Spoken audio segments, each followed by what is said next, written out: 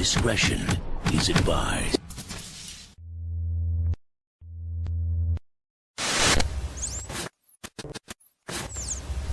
Good evening, I'm Sean Maroney. And I'm Sharon Tazwell. Thanks for joining us this evening. A teenager is charged with killing a man after an argument over sneakers. And police say the man who was shot was not the intended target. Police say Richard Jackson shot 20-year-old Cornell Torian at the Longhurst Park in Roxborough last night.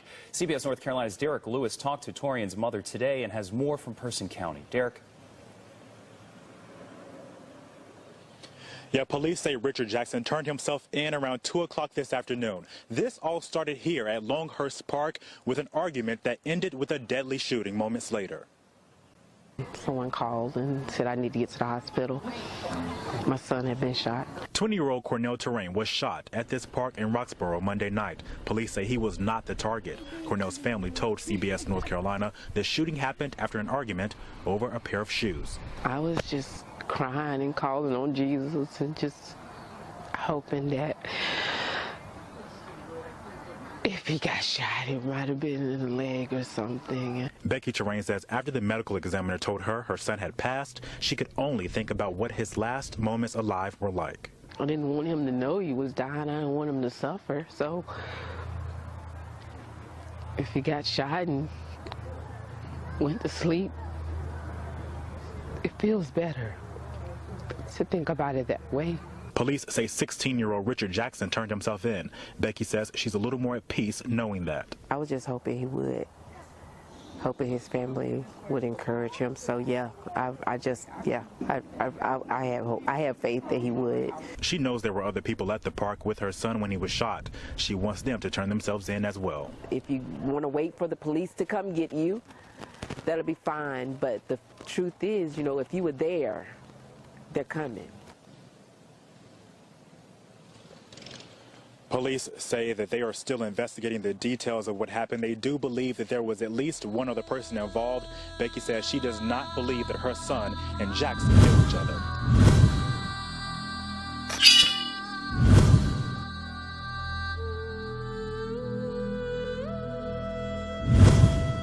Three people in connection with the murder of Jack Little. He's the owner of the Whetstone Army-Navy surplus store who was killed inside of his business nearly 2 weeks ago. Now, investigators say 1 to 2 dozen guns were stolen from the store the day that Little was killed. And that is why the ATF has been helping with the investigation. Agents were there when police made their arrests this afternoon. WFMY News 2's Alma McCarty joins us live now in High Point with more on the 3 people arrested.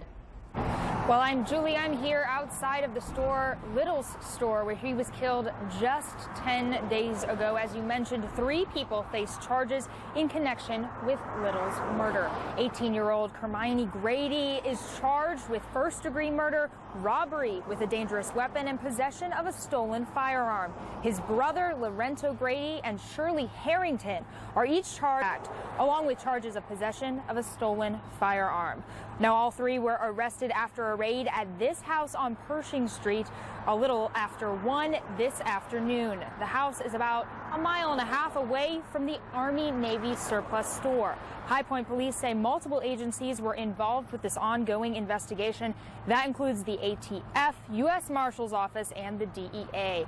As of right now, all 3 suspects remain in the Guilford County Detention Center. Downriver bowling alley, and it's going viral. This video, in fact, has been viewed at least 100,000 times now. Mara McDonald live at Allen Park.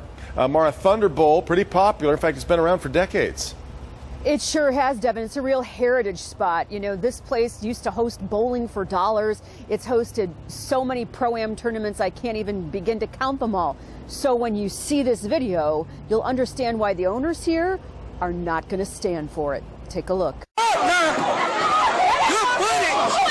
It got nuts. A group of about 8 men fighting managed to wreak havoc in one of the club-like rooms off the main bowling alley. In the brawl, a local rapper is in the midst of a melee where plenty of punches are thrown, including at this young woman. Tonight, after taking that blow, she doesn't want her name out there, but she did give us a phone interview. Are you okay? I'm absolutely fine. I was just trying to protect my brother. Her brother is in the middle of the pile. Tonight he has a black eye but is otherwise okay. She still has no idea who the man is that hit her. No, I do not know him at all, and he didn't hit no other dude there either. So what brought on the blows? A fight over a woman who wasn't there. Thunderbolt already charges a cover to get in on the weekends, but management tells us after this fight, it's time to get tougher and will probably start doing purse checks. They think people smuggling in booze are the cause of the mess. Thunderbolt caters to families in leagues, and those who have been coming here for years are disgusted. It's sickening. Dr. King said the worst criminal ever is those with no morals. So people need to start wising up and using your brain and just be peaceful. It's all about peace and love, not all this senseless violence. It's crazy. Back here live, expect to see those new security measures go into place here probably for this coming weekend. And according to Allen Park Police, they're not investigating because no one has filed a report. Chicago, a puzzling mystery in Jefferson Park. A teenager was shot in the head and critically wounded on a busy street near a popular restaurant.